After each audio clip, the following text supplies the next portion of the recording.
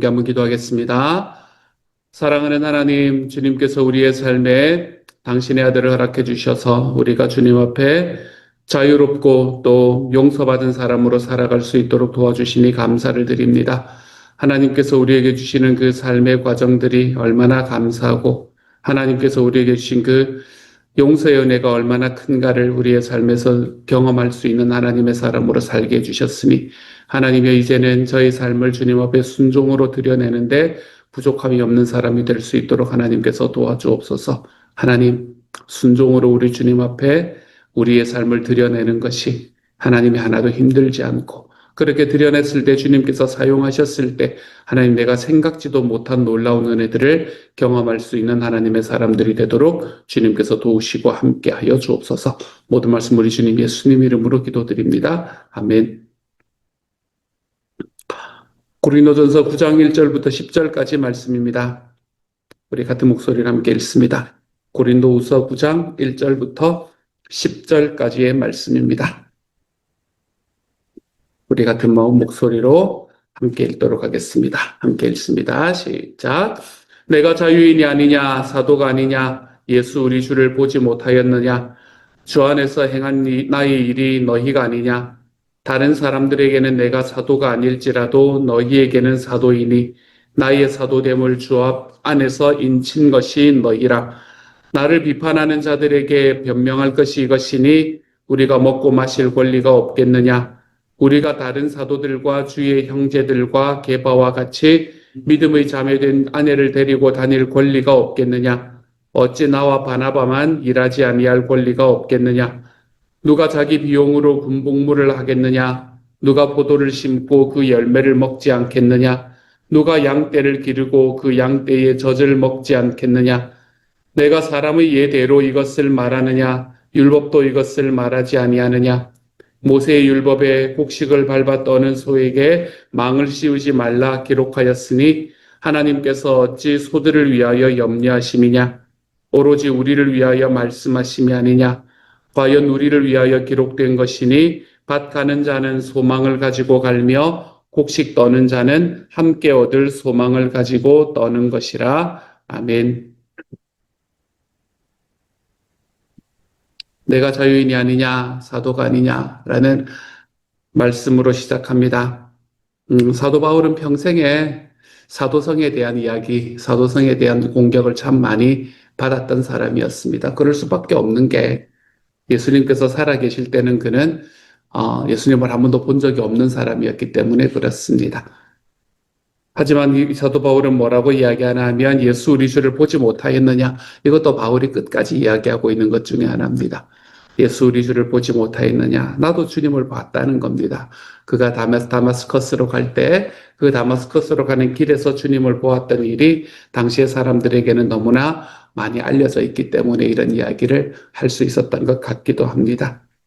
그리고 주 안에서 행한 일이 너희가 아니냐, 나의 일이 너희가 아니냐. 하나님께서 나에게 목양을 맡겨주셨고, 그리고 그 목양을 한 결과로 나타난 너희의 모습이, 그 교회의 모습이 바로 하나님께서 나에게 주신 주님 안에서 내가 행한 일이다.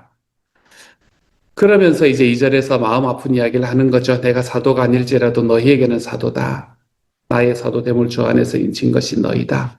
하나님 앞에서 내가 주님의 일꾼으로 부름을 받았다는 증거가 바로 너희인데 너희가 나를 사도로 인정해 주지 않으면 어쩌냐. 이제 이런 이야기를 하고 있는 겁니다. 고린도 교회는 특별히 사도 바울의 사도성에 대해서 여러 가지로 이야기를 했던 교회인 것 같습니다. 앞의 말씀 속에서 우리 이제 어제까지 읽었던 말씀 속에서 믿음이 강한 성도들에게 자유를 사랑 안에서 누려라 라고 이야기했죠. 너희에게 주어진 자유라는 것은 내가 예수를 믿고 내가 예수를 알기 때문에 내가 마음대로 해도 된다라는 것이 아니라 주님의 말씀에 합하기 때문에 이거 마음대로 해도 된다라는 것이 아니라 형제를 생각해서 좀 절제해라 이렇게 이야기를 하는 말씀을 어제 말씀에서 이야기를 했거든요. 그렇게 이야기하면서 우상의 재물을 먹는 이야기를 이야기했지 않습니까? 그렇죠?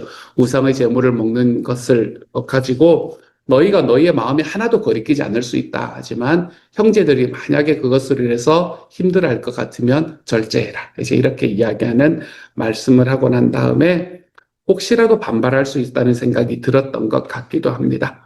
그러면서 그래서 사도 바울은 자기가 어떻게 하고 있는가라는 것에 대해서 이제 이야기를 하고 있거든요. 그 뒷부분의 말씀부터 이야기를 하는데 그 어떻게 하고 있는가에 대해서 이야기하기 전에 우선 자기가 이런 말을 할 자격이 있는가 없는가부터 먼저 지금 말하고 있는 겁니다.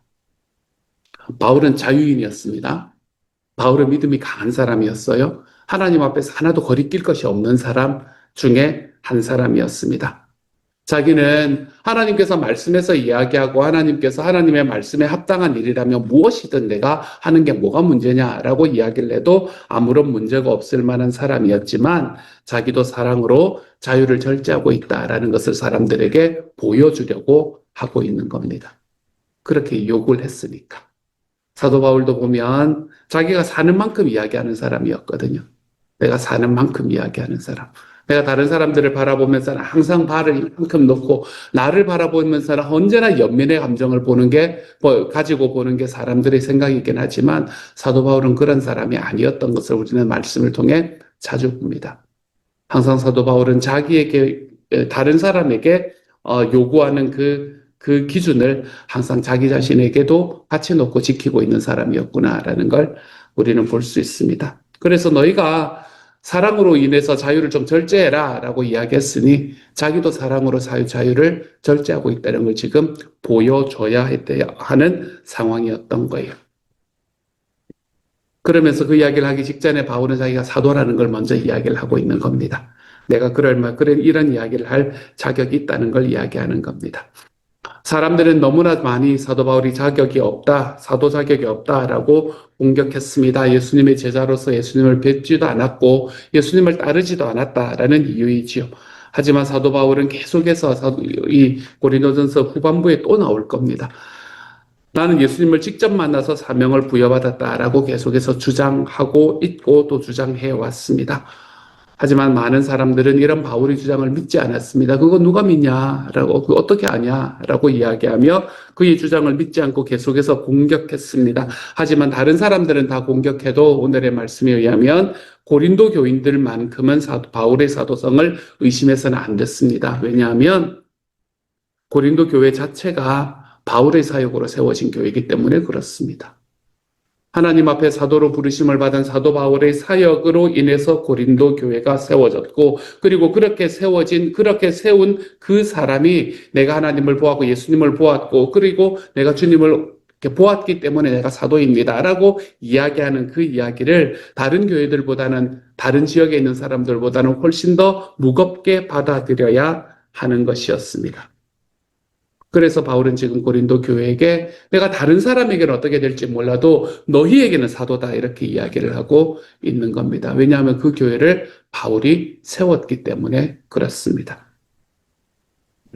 사도라는 직분을 이야기하면 요즘은 없잖아요. 그렇죠? 요즘 여러분 누군가 교회에서 사도라는 이름으로 불러주세요 이렇게 이야기하면 이단이구나 이렇게 생각하시면 됩니다. 요즘에 사도라는 직분은 없어졌거든요. 이 사도라는 직분은 없어졌지만 여전히 지금 교회에는 수고하는 사역자들이 있습니다. 수고하는 목자 목녀님들이 있고 직분자들이 있습니다. 리더들이 있어요. 사도 바울이 이야기하는 이야기에 의하면 사랑하는 여러분은 그들의 수고를 좀 인정해주는 자리에 설 줄 알아야 됩니다. 하나님 앞에 자기의 자유를 내어놓고 사람들을 섬기는 자리에 나가는 사람들의 수고를 좀 인정해주는 자리에 서야 됩니다. 당연하다. 여러분 세상에 당연한 게 어디에 있겠습니까? 힘써서 하는 거거든요. 힘써서 하는 거. 그러니까 그들의 수고를 좀 인정해 주시기를 바랍니다. 말씀을 선포하거나 말씀으로 권면할 때 그들의 말에 귀를 좀 기울여 주십시오. 여러분의 삶에 이게 정말 필요하구나라는 생각으로 여러분을 만나서 여러분의 삶에 조언을 전하는 일이 있다면 여러분 그것에 좀 귀를 기울여 주십시오. 내가 많이 사랑을 받고 있다라고 생각을 한다면 내가 많이 사랑받는 가운데에서 정말로 나를 사랑하고 나를 섬겨주는 그 사람에게 그 사랑과 섬김이 필요하다라고 생각하면 그 자리에 우리의 발걸음을 좀 디뎌내 보시기를 바랍니다. 이렇게 말하니까 꼭 상하관계만 있는 것 같은데 마치 사역자나 리더가 아니라도 여러분 우리가 그냥 형제 자매라도 서로 좀 존중하면서 경청하면서 살아가시기를 바랍니다. 우리가 이게 꼭 누군가를 교회 리더, 목자, 목녀님 이런 분들이 아니라고 하더라도 여러분 우리의 형제들, 나와 함께 있는 사람들의 수고를 좀 인정하며 살아가 주시기를 바랍니다. 항상 우리는 내가 더 높은 자리에 있어야 된다라는 생각이 우리 마음에 늘 있기 마련인 것 같아요. 그래서 뭔가가 있을 때는 항상 어떤 일들을 좀 깎아내리려고 하는 생각들이 언제나 우리의 마음에 조금씩은 있는 것 같습니다.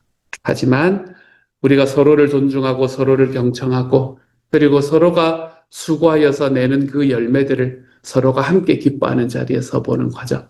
저는 그런 과정이 우리 하나님께서 하나님의 교회를 세우는데 너무나 소중한 과정이 될 거라고 생각합니다. 하나님의 교회를 세우는데 소중한 과정이 될 뿐만 아니라 그것이 우리 모두에게 유익이 되기도 하다는 것이 분명합니다. 그러니 여러분의 리더들을, 교회의 직분자들을 좀 그들의 수고를 좀 인정해주는 자리에 서보시기를 바랍니다.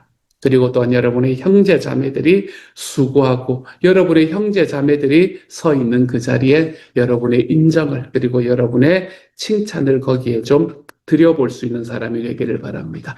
서로를 존중하시기를 바랍니다. 서로를 좀 경청해 보시기를 바랍니다. 그래서 하나님께서 만드시는 하나님의 교회가 서로를 인정해주고 서로를 존중해주는 그런 자리로 나아갈 수 있는 하나님의 교회, 하나님의 공동체를 만들어갈 수 있기를 우리 주님 이름으로 소망합니다.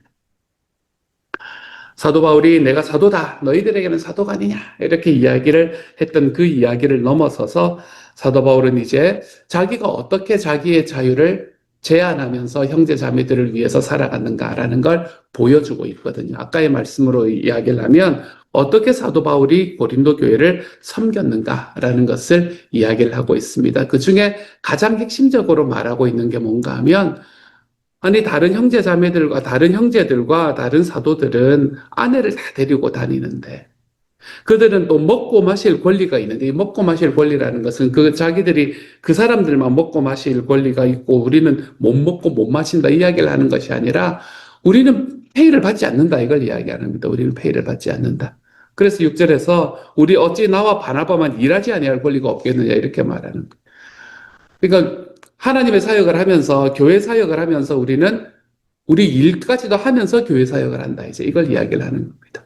근데 우리가 왜 다른 사도들처럼 하나님의 일을 하고 그 하나님의 일을 하면서 받는 그 재정으로 살아갈 수 있는 권리가 왜 우리에게는 없겠느냐라는 이야기를 하고 있는 거죠. 그게 우리에게 충분히 있는 권리지만 우리는 그것을 사용하지 않는다. 이제 이걸 이야기를 하고 있는 겁니다. 사도 바울이 꼭 그렇게만 살았던 건 아닙니다. 이건 교회마다 이야기가 조금씩 다릅니다. 다르다는 말이 틀리다라는 이야기가 아니고요. 고린도 교회에서는 이렇게 자기가 그걸 받지 않는 것을 이제 교회 후원을 받지 않는 것을 너무나 분명하게 이야기하고 너무나 자랑스럽게 이야기합니다. 아마도 이 고린도 교회 안에서 돈 문제가 굉장히 중요한 문제 중에 하나였던 것 같아요. 근데 빌립보 교회를 보면서는 그렇게 이야기하지 않습니다. 빌립보 교회를 보면서는 너희가 내 사역의 첫 순간부터 너희가 나한테 후원을 했고 그 후원을 받는 게 난 너무 기쁘다. 이렇게 이야기를 하는 교회도 있습니다. 그러니까 사도 바울이 완전히 일만 하고 교회 후원을 받지 않고 살았던 것은 아니고 교회마다 이 교회는 내가 후원을 받으면 안 되겠구나 라는 곳에서는 자기의 자유를 탁 제한을 합니다.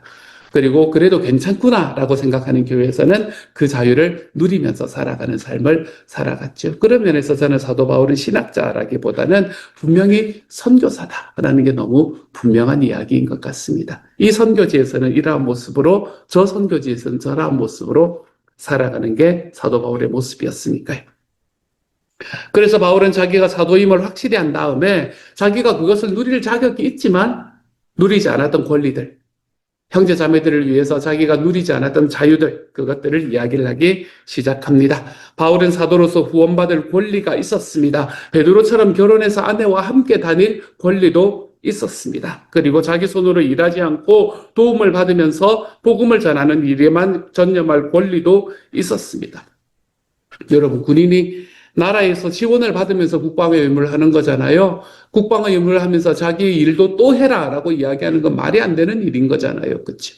그처럼 사도 바울에게는 이런 권리들이, 이런 자유들이 다 있었습니다. 사실 바나바와 사울이라는 이 두 사람은, 바울이라는 이 두 사람은 고린도 교회에는 이 복음이라는 엄청난 영적 선물을 전했던 사람이었습니다. 그들이 하나님을 알고 하나님 앞에서 교회라는 것을 세우게 만들어 주었던 바로 은인이 바로 바울과 바나바였지요. 그러므로 다른 사람들에게는 몰라도 고린도 교회에게는 후원을 기대하는 것도 무리가 아니었었습니다. 자기들만 그랬던 게 아닙니다. 말씀을 전하는 많은 다른 교사들도 각 교회에서 후원을 받기도 했었습니다. 이건 사도 바울이 가지고 있는 권리였고 사도 바울이 가지고 있는 자유였습니다. 하지만 자기는 이걸 사용하지 않겠다는 겁니다. 자기는 이런 권리를 사용하지 않겠다고 말합니다. 그러니까 자기 스스로 일해서 돈을 벌어가며 복음을 전하겠다라고 이야기를 하는 겁니다. 고린도 교회에서는 돈이라는 게 너무나 소중한, 그 돈이라는 것 그 하나하나가 너무나 소중한 이 고린도 교회에서는 혹시라도 자기가 돈을 받으면 복음을 받아들이지 않는 사람이 있을까봐 걱정했기 때문에 그런 걸 겁니다. 어떻게 사역자라는 사람이 교회에서 돈을 받으면서 일하냐, 이런 이야기를 하는 사람들이 그 안에 있었기 때문에 그랬던 것 같습니다. 돈을 벌기 위해서 복음을 전하는구나 라는 오해도 피하려고 했을 거고, 그리고 그걸 바라보면서 마음이 상하는 사람이 있는 것을 저했기 때문에 사도 바울이 고린도 교회에서는 이렇게 행동하며 살아갔던 거죠. 왜 그랬을까요? 왜 그랬을까면 사도 바울의 관심은 오직 복음을 전하는 데 있었기 때문에 그렇습니다. 오직 복음을 전하는 데 사도 바울의 관심이 있었습니다. 오직 복음을 전하는 데 관심이 있었으니까 그 복음을 전하는 그 가장 중요한 것을 위해서 자신의 권리 행사를 자제하는 거죠. 자기가 누릴 수 있는 자유를 자제했던 것이지. 그리고 이런 자신의 모습을 예로 들면서 지금 자기와 함께 있는 사람들에게 여러분, 내가 이렇게 살아가고 있으니 여러분도 우상에게 바쳤던 재물을 먹는 것을 좀 자제해 주십시오 라고 요청하고 있는 겁니다. 그게 법적으로는 아무런 문제가 안 됩니다. 그게 율법으로도 그렇고 복음 안에서도 우상에게 바쳤던 재물들, 그 고기들을 먹는 것이 아무런 문제가 되질 않습니다. 믿음이 강한 사람들에게는. 하지만 그거 좀 자제하십시다. 자제. 그게 법적으로 맞냐 아니냐 이거 따지지 말고 그게 하나님의 말씀에 비추어 봐서 맞냐 아니냐 이런 거 좀 따지지 말고 좀 자제합시다. 왜요? 연약한 형제 자매들을 위해서 우리가 자제할 수 있는 건 좀 자제합시다. 섬길 수 있는 것은 좀 섬기면서 삽시다 라고 요청하고 있는 거죠. 요즘에는 바울이 살아가던 이때보다 훨씬 더 자신의 권리를 찾는 것, 자신의 권리를 행사하는 것을 너무나 중요하게 생각합니다. 맞습니다. 권리는 잘 찾아야 됩니다. 우리가 살아가는 과정 속에 내 권리 이런 건 너무나 잘 찾는 게 맞습니다. 하지만 그것보다 더 숭고한 일은 때로는 공동체를 위해서, 때로는 복음을 전파하는 일을 위해서 내가 너무나 자연스럽게 누릴 수 있는 권리의 행사를 자제하는 것이 필요할 때가 있습니다. 내가 나와 함께 살아가는 사람들을 사랑한다라는 더 큰 목적을 위해서 나의 자유와 나의 권리를 제한하는 모습을 우리 삶에 선택해야 될 때가 있습니다. 내가 너무나 당연하게 이 권리를 행사하는 것이 이 권리를 행사해도 괜찮고 그리고 내가 권리를 행사하는 것이 너무나 중요하지만 공동체와 사랑이라는 더 큰 목적을 위해 그것을 제한하는 삶의 모습. 이런 것을 우리는 성숙했다라고 이야기를 하는 겁니다. 이런 사람을 두고 우리는 성숙한 사람이다라고 말합니다. 그리고 이런 성숙한 사람들의 모습을 통해서 공동체가 든든히 세워집니다. 이런 성숙한 사람들의 모습을 통해서 하나님의 복음이 널리 전파되게 되어 있어요. 그러니 사랑하는 여러분, 성숙한 삶을 살아가십시오. 나와 함께 있는 사람들을 더 많이 인정해주고 그들을 더 많이 존중해주고 그들을 더 많이 공감해주면서 내가 당연히 사용할 수 있는 나의 자유와 나의 권리를 하나님의 복음과 주님의 공동체를 위해서라면 내가 좀 희생하며 살아가 볼 줄 아는 성숙한 하나님의 사람. 그래서 공동체의 악교와 같은, 공동체의 접착제와 같은 하나님의 사람들로 좀 자라가 볼 수 있는 저와 여러분이 되어 가시기를 우리 주님의 이름으로 축복합니다. 같이 한번 기도하도록 하겠습니다. 사랑하는 하나님, 누리는 거 너무 당연하고, 그건 왜 나만 하면 안 되냐라는 생각을 하는 게 너무 당연할 때가 있습니다. 우리가 너무 당연히 누릴 수 있는 권리, 너무나 당연히 누릴 수 있는 자유. 하나님, 그것이 너무나 당연한 일이지만, 주님 공동체와 우리 주님의 복음 증거하는 일이 우리의 삶에 일어나는 그 자리에서는 하나님, 내가 내 자유를, 나의 권리를 하나님, 내가 누리지 않아도 괜찮습니다.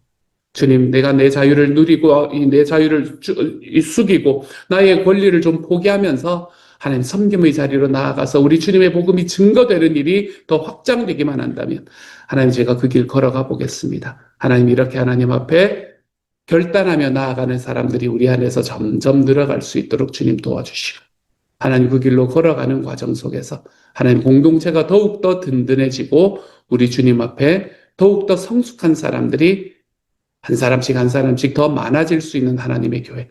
주님, 우리가 그런 교회를 세워갈 수 있도록 주님께서 도우시고 인도하여 주옵소서. 모든 말씀 우리 주님 예수님 이름으로 기도드립니다. 아멘.